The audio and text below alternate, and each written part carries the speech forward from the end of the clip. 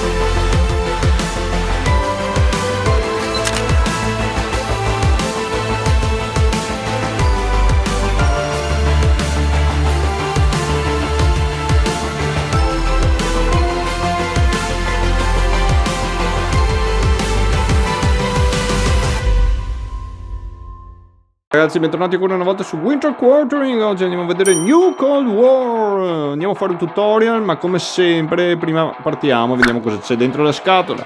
Via. Uploading.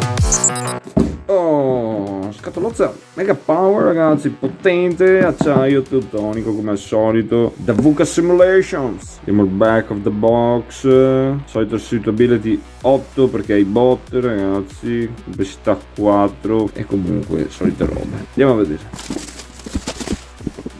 Dentro troveremo un rulebook di ben 46 pagine, ragazzi, corposo, ma attenzione, aspetta, perché vediamo intanto un bellissimo indice. Le regole sono tipo 20 pagine, poi ci sono le regole dei bot, ci sono gli esempi di gioco, designer notes, poi vediamo che è tutto bello illustrato. Poi troveremo legnetti a nastro, belli perché sono serigrafati, cioè non sono adesivi o cose, sono proprio stampati sul legno. Un mazzo di carte, eventi a nastro, due mazzi di carte, altri eventi a nastro, obiettivi a nastro, altro mazzo di carte, eventi e obiettivi a nastro, ragazzi, a manetta. Poi avremo la nostra game board possente, la plancia forse è l'unica cosa che conosciamo tutti, questo interessante schema qua al centro per appoggiare le carte, bel colore, funzionale, dal vivo, è bella come in foto. Poi c'è una counter sheet, ragazzi, perché sono tutti segnini speciali, robe, tiles pre-rounded, spessi, anche qua non si scherza. Poi avremo un player mat, penso uno per fazione, perché qua China, quindi initial deployment, orbit countries, altro player mat, uno per gli US, uno per la Russia, e infine uno per l'Unione Europea. Vediamo il retro e basta, questa scatolozza bella importante. Questo era quanto. New Cold War, here we go.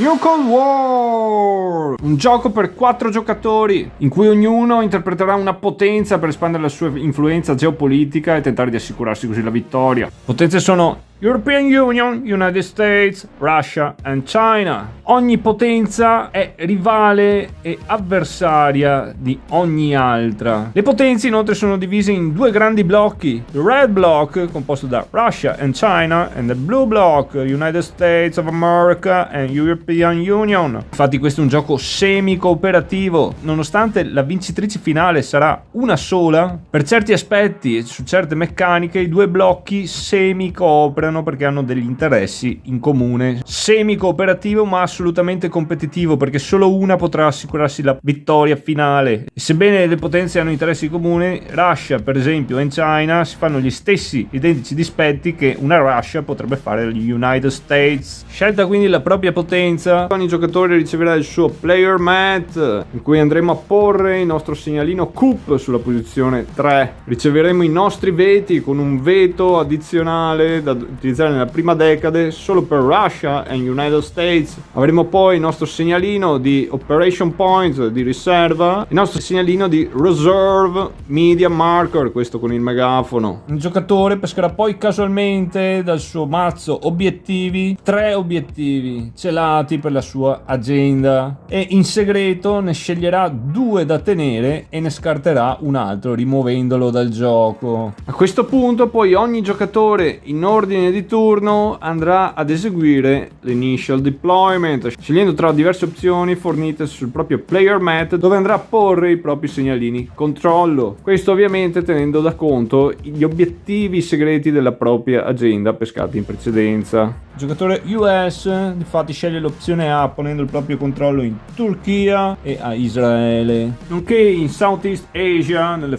Philippines. L'ordine di turno iniziale è quello segnato dal nostro Prestige Track, dove andremo a porre i nostri segnalini sopra le bandierine di partenza, quindi sarà US, European Union, China and Russia. L'iniziativa, ove necessario, corrisponde partendo da chi ha più punti vittorie. I punti vittorie sono un tracciato segnalato tutto intorno al tabellone di gioco. Se questi fossero pari, si andrà a verificare chi è più alto nel Prestige Track. Se questo ancora ha dei casi pari, si va a verificare l'ordine iniziale delle fazioni. La fazione cinese è l'unica ad avere un'unica opzione fissa come disposizione deployment di partenza. Porrà infatti la sua influenza in Laos e in North Korea. Il tracciato dei punteggi, dei punti vittoria che corre tutto intorno, circoscrivendo il nostro tabellone di gioco, tutti partiranno da 20 punti vittoria. Una situazione quindi di parità da cui tutti i giocatori inizieranno la partita e andranno a porre il loro marker nella casella di partenza. Bene, ora tutti i giocatori hanno effettuato il loro initial deployment, prima ancora hanno pescato i loro obiettivi, si sono preparati e possono dare inizio alle fasi della partita. Andiamo a vedere noi brevemente cosa troviamo sul nostro tabellone tabellone, mappa di gioco, per poi illustrare le condizioni di vittoria. Il primo grande elemento è il tavolo delle negoziazioni. Qui ci sono gli slot per giocare le carte delle nostre fazioni. Questo è un card driven game. Infatti i giocatori porranno le loro carte in questi spazi tratteggiati, coperti, per poi orientarli in un verso o nell'altro a seconda se vogliono utilizzare la loro carta per events oppure per operation points. Fatto questo, tutti la gireranno simultaneamente, quindi poi risolveranno gli stessi in ordine di iniziativa, che vedremo meglio dopo. Cosa andiamo a fare con questi eventi, questi operation points? Andiamo ad influenzare il nostro tabellone, i nostri territori. La mappa infatti si compone di zone geografiche, non ci sono i territori delle grandi potenze, ma ci sono solo il loro campo di battaglia, diciamo, i territori che si contendono e vanno a influenzare. È composto da regions. South America è una region, Central America un'altra region, qui abbiamo il Middle East, poi abbiamo Eastern Europe, abbiamo l'Africa, abbiamo Asia, abbiamo Sud-Est asiatico. In ogni regions troveremo delle countries. Countries sono tutti questi punti sulla mappa. Le countries sono di tre tipi, sono quelle normali, country, vanilla. Ci sono poi le geopolitic country, quelle che hanno un interesse e una rilevanza geopolitica maggiore, segnate per esempio da questo cerchio rigato come Panama, c'è lo stretto ragazzi, o Cuba. Avremo poi le regional power, il Messico, vediamo questo grande cerchio, sta orbita tutta punteggiata. Questo cosa ci cambia? Nelle fasi di global scoring le regional power valgono 3 punti vittoria, punti geopolitici invece valgono 2 punti vittoria. Le countries, questi qua, come Guatemala, Honduras per esempio, valgono 1 punto. Attenzione, poi ci sono le orbit countries. Orbit countries sono delle countries che hanno 2 valori di stability. Ogni country ha un valore di stability, che è il valore di punti operazione, sostanzialmente ci serve per influenzarle. Le orbit hanno 2 valori perché sono naturalmente allineate verso un blocco o l'altro blocco. Infatti per esempio a Panama il blocco rosso, che vuol dire sia China che Russia, avrà bisogno di 3 punti operazione per fargli cambiare lo stato, mentre il blocco blu, quindi US o European Union, qualora guadagnasse l'accesso, hanno bisogno di solo 2 countries. Ha la bandierina di uno stato di un altro, perché questo vuol dire che è un orbit country di quella particolare potenza, e questo ci interessa sui coup d'etat specialmente, o per indicazione di qualche evento. Ogni country ragazzi ha 3 posizioni. È come un termometro, potrebbe andare controllata al blocco rosso, se fa più una posizione diventa uncontrolled, se fa un'altra più posizione diventa controlled dell'altra fazione. Alcune countries sono collegate perché indicano l'appartenenza ad una sub-region. Per esempio Caribbean è una sub-region del Central America, quindi se le controlli tutte e 3 vuol dire che ti controlli anche questa sub-region. Non ci sono concetti di adiacenza per altri aspetti nel gioco, i collegamenti sono solo rivolti verso le sub-regions. All'inizio della partita solo 2 potenze, ovvero gli United States e la Russia, hanno accesso a tutte le regioni sul tabellone, mentre European Union e China lo possono guadagnare durante il corso della nostra partita, con la grande eccezione che la China non avrà mai l'accesso all'Europa. Spostiamoci un attimo in South America, vediamo qui la casella stampata della regione, qui ci sono presenti vari punteggi per ogni nazione che eventualmente la controllasse. Ci sono anche dei lucchetti, vuol dire che l'accesso è proibito agli European Union e China. I lucchetti, l'accesso si può guadagnare solo col gioco di determinate carte evento che possono risolversi all'interno della partita. Il numero sul lucchetto ti indica la decade in cui è possibile trovare questa possibilità, questo evento sulle carte, ma ce ne sono alcune anche per esempio neutrali, un po' randomiche nel corso di tutto il gioco, che possono sbloccarle. Quando l'evento viene giocato si toglie il lucchetto, praticamente è sbloccato l'accesso. Alcune regioni come questa sbloccano automaticamente l'accesso all'inizio di un determinato turno. Per esempio al turno 5, anche se non c'è stato giocato nessun evento, l'Unione Europea guadagna l'accesso al South America e quindi può mettere influenza e fare cose anche qui. Altrimenti, finché l'accesso è bloccato, non puoi proprio toccare, influenzare questa regione. Inizialmente la fazione cinese ha accesso solo all'Asia and Southeast Asia, mentre l'Unione Europea ha accesso solo all'Africa e all'Europa. La partita si svolge nel corso di 9 turni di gioco, che sono suddivisi in 3 decade. Questo per simboleggiare ogni decade ha un suo corrispettivo mazzo di carte evento che entreranno in corso, quindi c'è una sorta di cronologia di eventi, tipo per non fare succedere Trump nel 1989. In ogni turno di gioco ci sono delle cose da fare, delle operazioni. Vediamo che alla fine di ogni decade poi bisogna preparare il mazzo eventi per la decade successiva. È quindi opportuno organizzare i nostri mazzi dividendoli per carte di una decade. Vediamo, prima decade, abbiamo il nostro primo mazzo con cui inizieremo la partita. Metteremo da parte quello della seconda decade pronto ad entrare e ovviamente quello della terza decade. Avremo poi sopra il tracciato di turno corrente delle caselle, delle holding boxes per dei permanent events. Praticamente quando succedono delle cose importanti tu metti il loro segnalino per indicare che ti influenzano la vita per il resto della partita. Queste potrebbero situarsi per esempio anche vicino ad alcune countries. Vediamo gli altri tracciati molto importanti. Avremo il Prestige Track, che è questo sopra. Questo è un tracciato individuale, più alto 6 meglio è. Poi avremo invece un tracciato che è condiviso dai 2 blocchi. Infatti il blue block si opporrà al red block nel media track. Qui influenziamo i media e vediamo il reverbero, l'opinione pubblica, e questo è come un termometro, o può andare di qua o può andare di qua. Più alto sei dalla tua parte meglio è, ma influenza entrambe le fazioni di un blocco, è il comune, quindi su questo si coopera.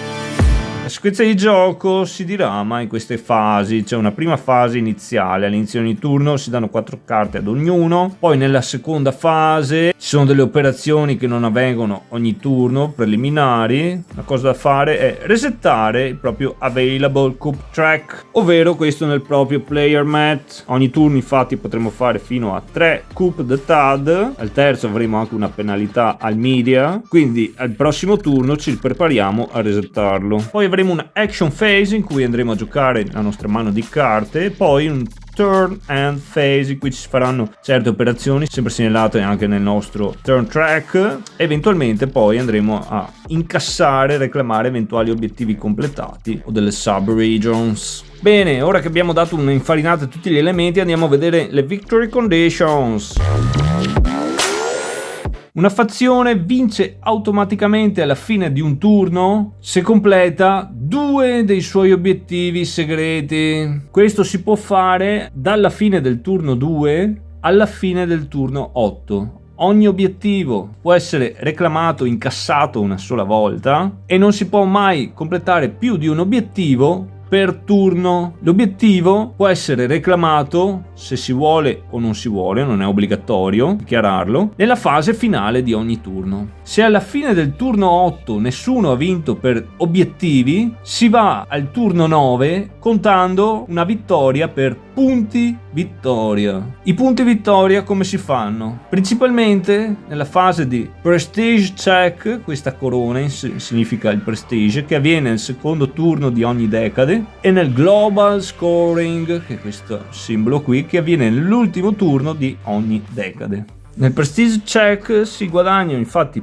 punti vittoria in base alla propria posizione. I punti vittoria sono la stellina, ma attenzione, questo punteggio è influenzato dalla posizione anche del media track. Per esempio, se noi dovessimo calcolare i punti vittoria con l'Unione Europea con il media marker nella posizione 2, noi dovremmo fare uno shift virtuale di una posizione del nostro segnalino sul prestige track. Non lo muoviamo fisicamente, ma facciamo conto che fosse qui, perché avendo il media marker qui siamo in questa sfera di influenza che ci dice più 1 prestige nel prestige check, e quindi andiamo a incassare questa ricompensa qua, che in questo caso qua non è un punto vittoria ma è un segnalino di riserva punti operazione. Però per esempio gli Stati Uniti, vedete qui, avrebbero 4 punti vittoria più un segnalino, una riserva sul media marker, poi vedremo meglio. Vediamo che in negativo si possono anche perdere punti vittoria, bisogna essere prestigiosi. Alla fine del procedimento per il prestige scoring, del prestige track, si va a vedere anche la single leading powers, cioè una fazione che da sola più avanti di tutte le altre guadagna altri 3 punti, a pari merito invece non lo prende nessuno questo bonus. Si vanno poi a fare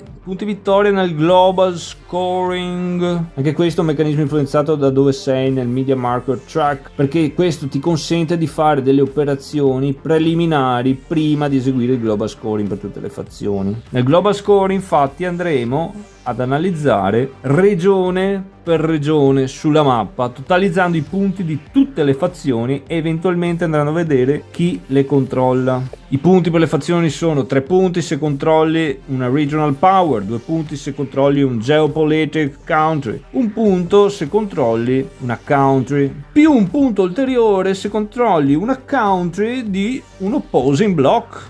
Per esempio questa è un orbit country dell'opposing block, in questo caso degli US, e la Russia la controlla, quindi farebbe 1 punto per una country normale più 1 punto perché è anche una orbit country di un opposing block. Si andranno poi a valutare il controllo delle regioni. Come si fa a avere il controllo delle regioni? 2 requisiti. 1. Devi avere almeno questo numero di paesi controllati come è indicato nella casella della regione, quindi per il South America bisogna controllare almeno 4 countries di qualsiasi tipo, sia che siano regional powers, geopolitical countries o quello che volete. Oltre a questo però bisogna avere più punti vittoria di tutti gli altri. In questo caso per esempio la Russia controlla 4 countries ma ha solo 4 punti perché sono countries normali, mentre gli Stati Uniti controllano solo 2 countries ma uno è il Brasil, che è un regional power da 3 punti, mentre questa è una country normale e quindi anche gli United States hanno 4 punti a pari merito della Russia, quindi la Russia non controlla sebbene possegga 4 countries. Se controllasse per esempio anche il Cile, che le darebbe 1 punto in più, quindi saremmo 5 contro 4 punti, soddisfa anche questo requisito e quindi il controllo va alla Russia.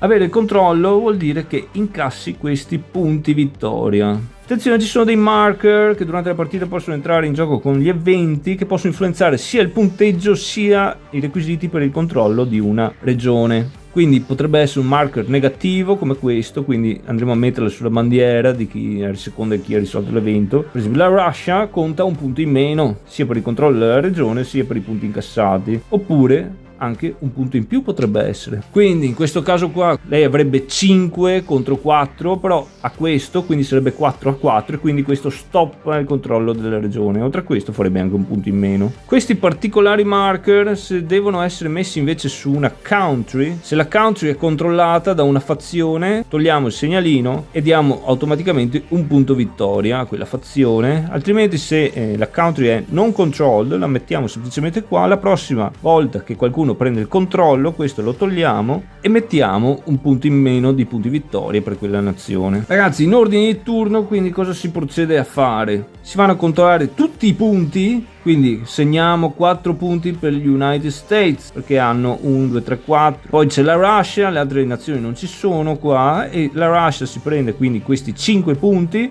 più fa 4 punti perché controlla il South America. Si fa questo procedimento per tutti le regioni in ordine di turno. Tutti quelli presenti vanno a totalizzare i punti per i vari controlli che hanno e eventualmente incassano anche questo. Questo può essere incassato più volte durante la partita durante ogni global scoring. C'è poi il sub-region scoring che viene alla fine di ogni turno di gioco, che riguarda queste tessere qua che non sono stampate sulla mappa e riguarda l'adiacenza a questi percorsi qua.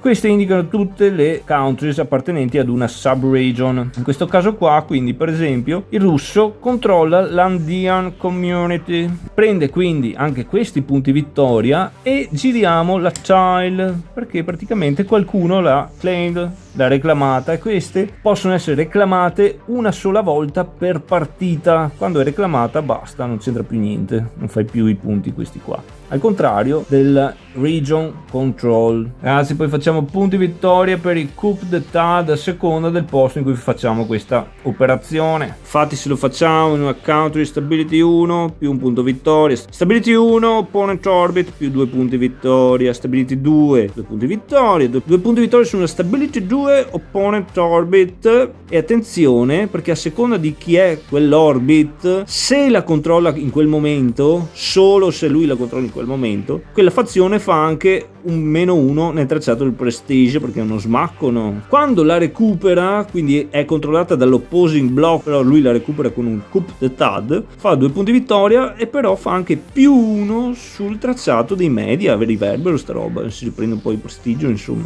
Altro modo di fare punti vittoria è quando incassi completi un obiettivo, per esempio qua si farebbero 14 punti vittoria agli US. Infine fai punti vittoria attraverso qualche carta evento. Come condizione regola speciale poi solo nell'ultimo turno di gioco, quindi il nono turno, solo l'ultimo di gioco ragazzi, ogni miglioramento di una posizione in su sul tracciato del prestige ti dà 2 punti vittoria, mentre ogni volta che vai giù di 1 perdi 2 punti vittoria. Se ci trovassimo già nell'ultima posizione ragazzi non possiamo più avanzare, ma se un evento ci dovesse fare avanzare, guadagnare prestigio, riceveremmo 2 punti vittoria. Viceversa, se ci troviamo all'ultima posizione, un evento ci richiede ancora di perdere un punto prestigio, perdiamo 2 punti vittoria. Bene, saltiamo l'action phase. Ogni giocatore quindi riceverà 4 carte evento con cui iniziare il turno. Durante l'action phase giocherà 3 carte. Una carta invece sarà scartata nella leftover pile coperta. Questo è un mazzo quindi che potrebbe rifarla tornare in gioco nel corso della partita. I giocatori quindi vanno a posizionare le carte contemporaneamente coperte in questi spazi tratteggiati. I giocatori poi simultaneamente le orientano indicando se vogliono giocarle per gli operation point o per gli events, rivelandole. Gli Stati Uniti hanno giocato questo evento dell'Unione Europea per gli operation point, è anche una negative card. L'Unione Europea ha giocato questo evento degli Stati Uniti come operation points. La China ha giocato la sua carta, il suo own event che segna China per l'event, mentre la Russia non ha alcuna scelta perché ha giocato una crisis card sempre risolta per il suo event. Andiamo a vedere quindi le varie tipologie di carte che ci sono e come possono essere giocate. Come avete visto quindi ci sono eventi legati a ciascuna fazione, ma ci sono anche delle carte neutrali. Allora, un evento della tua stessa fazione può essere giocato o per i punti operazione o per l'evento. Se tu giochi l'evento di un'altra fazione, invece lo giochi sempre solo per i punti operazione. Quando tu giocherai l'evento di un'altra fazione per i punti operazione, eseguirai sempre prima i punti operazione e poi l'evento si triggererà per l'altra fazione. Ci sono delle carte, sono chiamate negative cards, come Algerian Civil War. Queste le riconosci perché hanno o un valore, ma possono avere un doppio valore, e questo valore è su sfondo nero. È una carta negativa per la tua fazione, va sempre giocata per i punti operazione. Se sei tu che la giochi e questa carta negativa appartiene alla tua fazione, adopererai il punteggio maggiore di punti operazione. Questo per fare da compensazione un evento negativo a cui sei sottoposto. Se invece questa sarà giocata da un avversario, adopererà il punteggio minore, questo perché arrecherà un danno a un'altra fazione, quindi per compensazione riceverà un punto operazioni meno in questo caso. Ci sono poi le carte War. Allora, intanto si riconosco perché già nel titolo hanno War o comunque questo simbolo qua con i missili. Hanno anche questi due valori. Intanto bisogna fare una cosa, stabilire se la War can happen, può succedere questa guerra. Riguarda in particolare una country o una serie di country. per esempio questa, l'Iraq. Bisogna vedere se quella country è intanto non controllata dalla fazione a cui appartiene l'evento, quindi uncontrolled o controllata da un altro. Se quindi questa country è controllata da te a cui appartiene l'evento, la guerra non può succedere e quindi vai a giocare la carta obbligatoriamente per i suoi punti operazione, non puoi giocarla per l'evento. In questo caso utilizzi il valore maggiore. Se la guerra può succedere, hai l'opzione di utilizzarla per l'evento e quindi fai solo l'evento. Se la giochi invece una fazione avversaria a te, se la guerra può succedere, adopererà il valore maggiore dei punti operazione. Questo perché le carte war sono sempre positive per la nazione a cui appartengono, quindi se danno vantaggio a un'altra fazione, per compensare a chi la gioca prendi un punto operazione in più. Se la guerra invece non può succedere, utilizzeranno viceversa il valore punti operazione minore. Le carte neutrali possono essere giocate o per i punti operazione o per l'evento. Sono considerate quindi come se giocassi una carta che appartiene alla tua stessa fazione, quindi fai o una roba o l'altra, non trigger mai entrambi. Attenzione, ci sono carte neutrali che sono anche negative cards. In questo caso qua sono considerate come se fossero carte neutrali della tua stessa fazione e quindi adoperi lo stesso procedimento che abbiamo spiegato prima. Quindi non c'è scelta, i punti operazioni saranno utilizzati e poi si triggererà l'evento. Poi ci sono queste carte qua che sono il patatrack, si chiamano infatti crisis card, le riconosci perché hanno il valore di 0 sui punti operazione e hanno lo sfondo nero. Sono degli eventi che bisogna che succedano e sono sempre catastrofici, ovviamente, tipo il patto di Varsavia si dissolve, la Russia gli succedono tutte queste cose qua, coroncina, quindi -1 il prestige, -1 media track che c'è il megafono e -2 punti vittoria. Queste hanno la particolarità che devono sempre essere giocate se ce le hai in mano, non possono mai essere scartate o lasciate come ultima carta da mettere in leftover pile, sempre giocate e non possono neanche mai essere scambiate, vedremo poi, tra giocatori, mi raccomando. Ora andiamo a simulare sta giocata. Queste sono le decisioni dei giocatori. Qual è l'ordine di iniziativa? Questo cambia sempre, dipende dalle carte che sono state giocate. Per prima si risolve sempre gli eventi, ragazzi, sempre le carte dell'evento. Se c'è una crisis card va sempre risolta per prima. Se ci sono più di una crisis card si va a vedere l'ordine di turno. Come abbiamo già detto, si guardano i punti vittoria, se ci sono parità si guarda il prestige, se c'è parità del prestige si guarda l'ordine iniziale. Quindi andrebbe risolta Warsaw Pact Dissolved per prima. Poi continuiamo con gli eventi. C'è questo evento qua, la China ha giocato una sua carta e l'ha decisa di giocare come evento,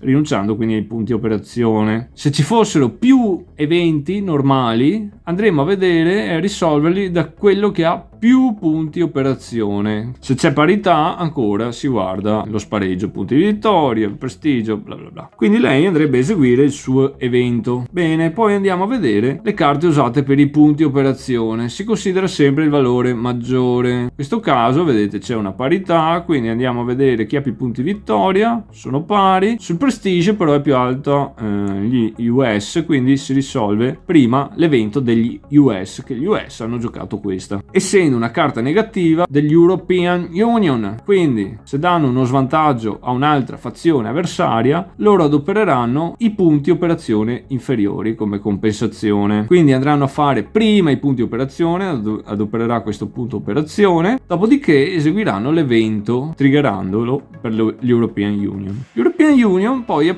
giocato questa carta War, essendo che è una guerra, una war, e è applicabile perché in questo caso riguarda l'Iraq al momento è uncontrolled, quindi può verificarsi, adopereranno i punti operazione maggiori tra i due perché le carte war daranno un beneficio al giocatore US. Quindi andiamo ad adoperare i nostri 2 punti operazioni, facciamo le cose, dopodiché triggeriamo l'evento della war. Se la war non poteva verificarsi, semplicemente l'evento non sarebbe stato utilizzato, triggerato e si sarebbe utilizzato il valore minore dei 2 punti operazione. Ora andiamo a vedere come si possono spendere questi punti operazione, finalmente avrete detto.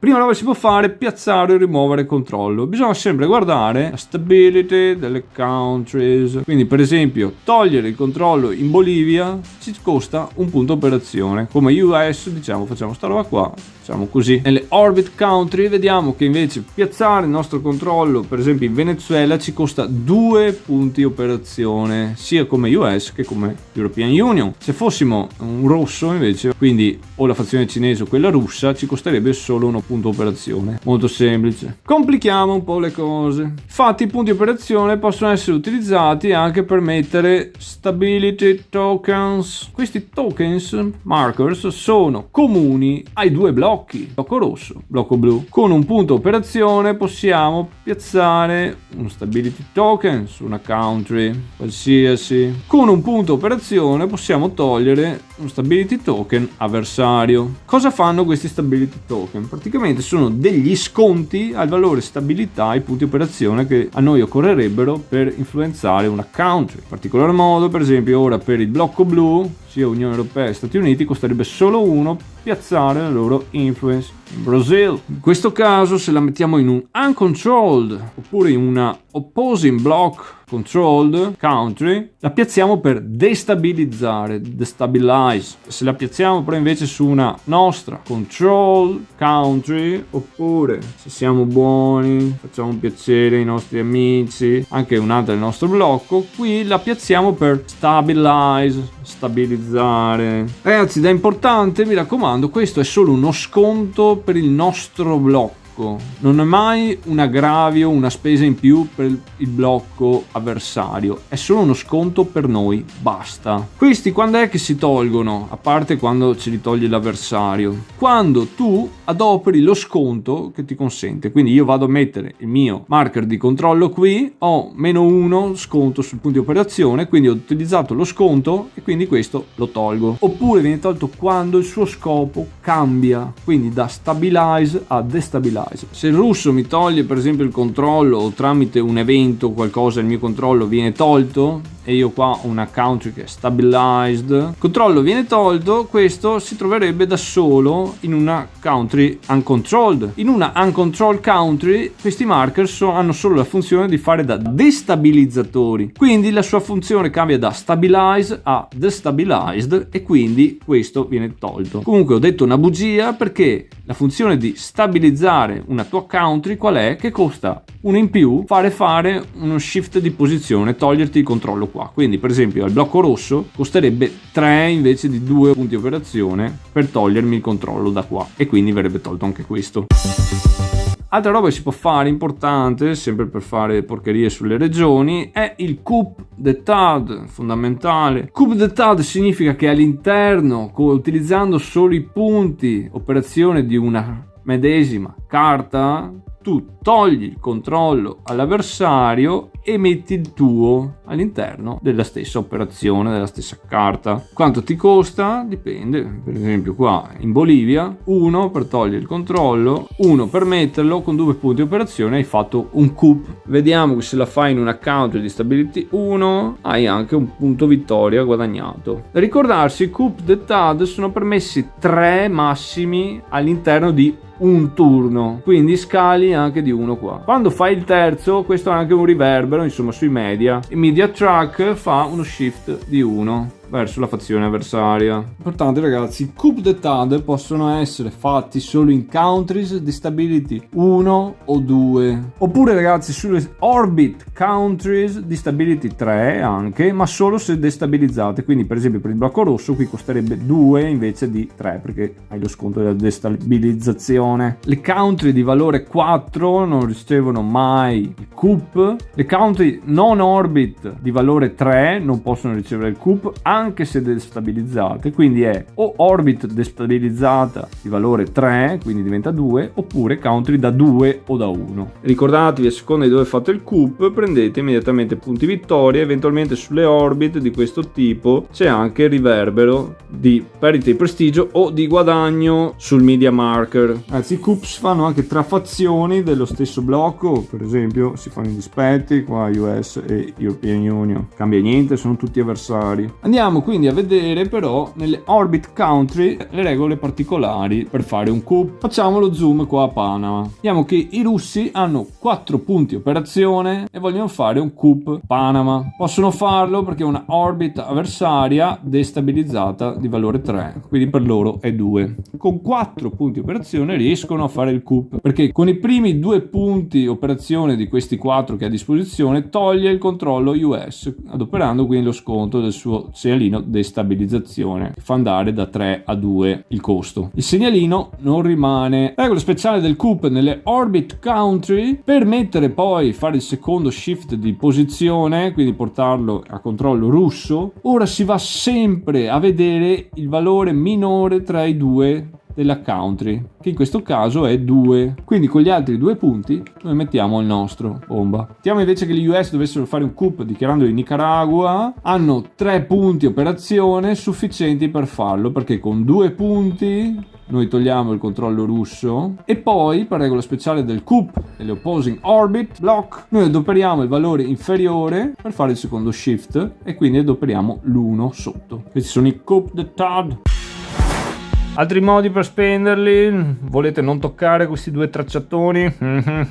Allora, sul media track noi possiamo spendere 2 punti operazione per fare direttamente un +1 in nostro favore. Oppure possiamo collaborare con il nostro partner di interessi spendendo solo un punto operazione per andare a porre il nostro media marker nella nostra apposita box. In questo caso, per esempio, quando il giocatore del European Union porrà anche il suo nella sua box, spendendo anche lui un punto operazione, entrambi verranno tolti e noi faremo uno shift. Questo è come si copre in questo tracciato. Diamo invece il Prestige Track: una fazione può pagare 2 punti operazione per andare una casella in su. A un certo punto però, ragazzi, costerà 3 punti operazione per andare insomma verso l'infinito ed oltre, essere forti e prestigiosi. Un punto operazione possiamo accaparrarci il nostro Operation Point Reserve Marker. Andiamo a porlo nella nostra casella qui al centro del display delle negoziazioni. Questo potrà essere utilizzato per aumentare i punti operazione di una carta che andiamo a giocare. Infatti, quando nella fase iniziale verranno poste tutte le 4 le carte coperte, noi lo metteremo subito, prima di orientarla, sopra quella carta, ad indicare che questa ha un punto operazione in più. E questa andrà a influenzare anche l'ordine di iniziativa in cui vengono risolte le carte, e quindi portando questa carta 3 punti operazione. Attenzione che il Reserve Marker e il Media Marker hanno anche un lato negativo: lo potremo ricevere e quindi dovremo flippare i nostri segnalini come conseguenza di certi eventi oppure effetti del Prestige Track o altro sul corso della partita. Costerà un point rigirarli e renderli disponibili nuovamente sulla nostra riserva. Costerà poi un altro point giocarli come al solito. Ragazzi, mi raccomando, un Operation Point Reserve Marker è disponibile e giocabile solo nell'arco di una decade. Scaduta quella decade, scade anche, finita quella decade, scade anche il tuo punto di riserva e quindi devi rispendere point per rimetterlo available nel tabellone da usare. I punti operazione di una carta, ragazzi, possono essere mescolati tra tutte queste operazioni che abbiamo illustrato. Non siamo vincolati ad un uso esclusivo scegliendo solo un tipo di operazione. Abbiamo visto come giocare i punti operazione, ora vediamo questa particolare cosa. Ci sono dei veti, ragazzi, che riguardano le carte, si possono essere utilizzati per annullare gli effetti di certi events. Questi sono ovviamente numerati, possono essere utilizzati massimo 1 per turno, comportano delle penalità, quindi perderai dei punti vittoria, e sono al massimo 3 nel corso di una partita. Russia, Stati Uniti hanno accesso a un veto speciale che può essere utilizzato solo nella prima decade di gioco. I veti sono di diverso tipo: un veto da 3, uno da 2, uno da 1. Queste bloccano eventi, carte evento da 3 punti operazione o meno, da 2 punti operazione o meno, da 1 punto operazione. Questo qua è un jolly perché a seconda di cosa blocchi puoi bloccarlo una da 3, una da 2 o una da 1, però perdi in conseguenza 1 o 2 o 3 punti vittoria, come anche le altre. Nel corso della partita puoi anche diventare presidente, insomma, dell'ONU e quindi prendere casomai un marker addizionale. La particolarità invece di questo veto speciale che hanno la Russia e gli Stati Uniti è che se annulli un evento dell'Unione Europea o della Cina hai un bonus di +1 ai punti vittoria che perderesti. Quindi, nel senso, se dovessi perderne 3 perché stai annullando una carta operazione da 3, ne perderesti solo 2. Però sono nei confronti di Unione Europea e della Cina. Ricordo che questo vale solo per la prima decade. Puoi adoperare un veto anche di una carta tua, di un tuo evento. Per esempio, lui sta usando questa negative card, l'Unione Europea, e gli sta insomma antipatico l'effetto brutto che fa, e quindi adopera il suo veto da 2. Si adopera sempre il valore più alto, ragazzi. Un tipo di carta che non può mai subire un veto sono le crisis card.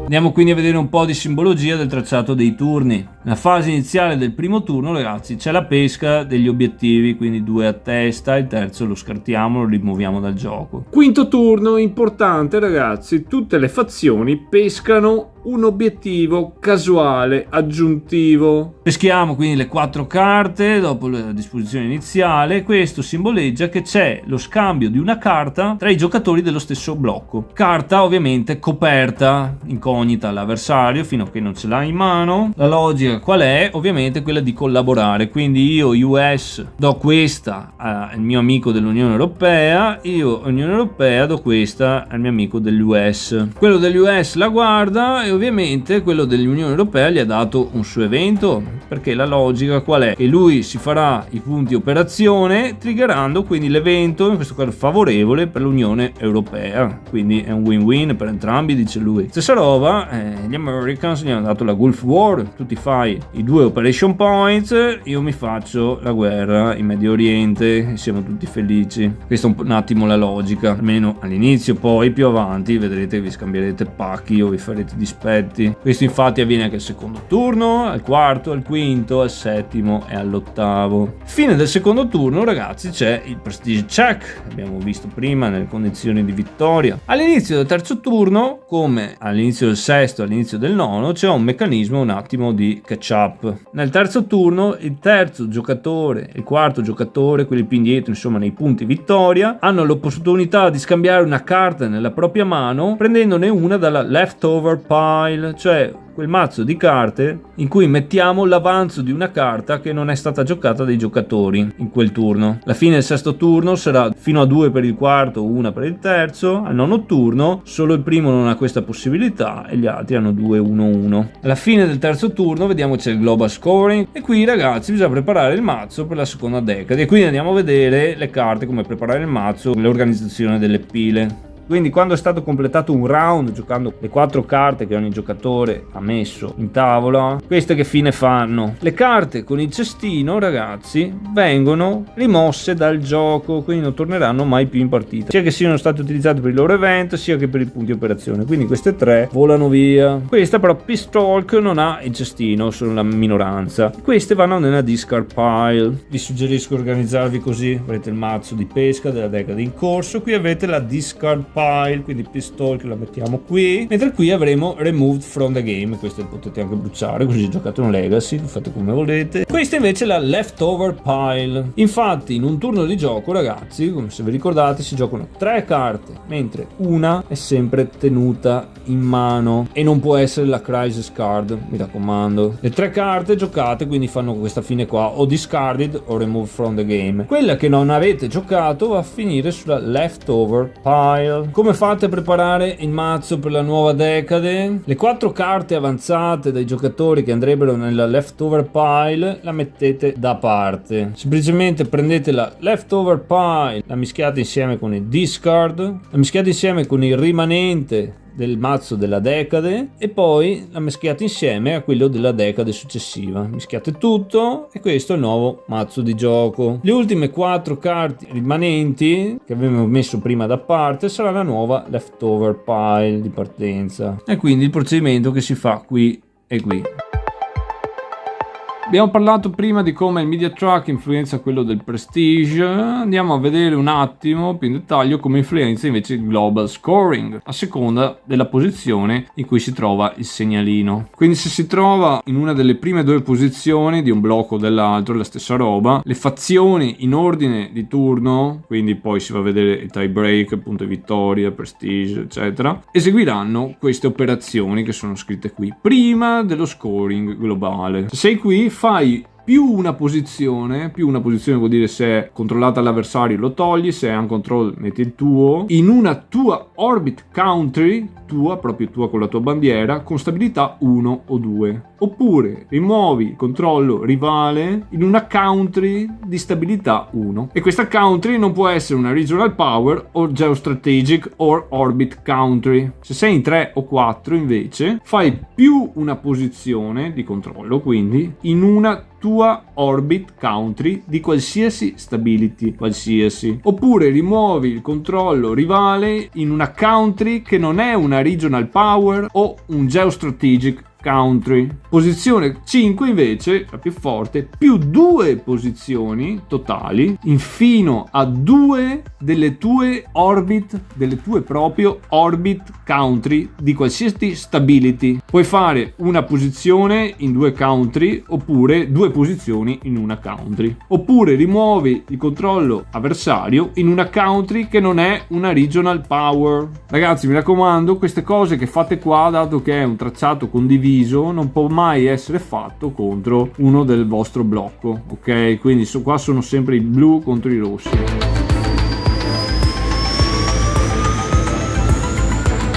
Ragazzi, questo è per quanto concerne le regole e come si gioca a New Cold War. Ricordatevi che c'è anche il sistema con i bot, quindi potete giocare anche da soli con il bot, con meno giocatori mettete i bot. Per altri titoli geopolitici da 2 giocatori, se vi interessa, c'è sempre l'immortale Twilight Struggle di GMT Games. Altra opzione è Europe in Turmoil di Compass Games. Se vogliamo fare un salto nell'antichità, nella Peloponnesian War, con qualche elemento più da wargame e economico, più dettagliato, abbiamo Polis, la nuova bellissima lussuosa edizione della De Beer. Detto questo, io non ho più un cavolo da dire, come sempre ragazzi, fate i bravi.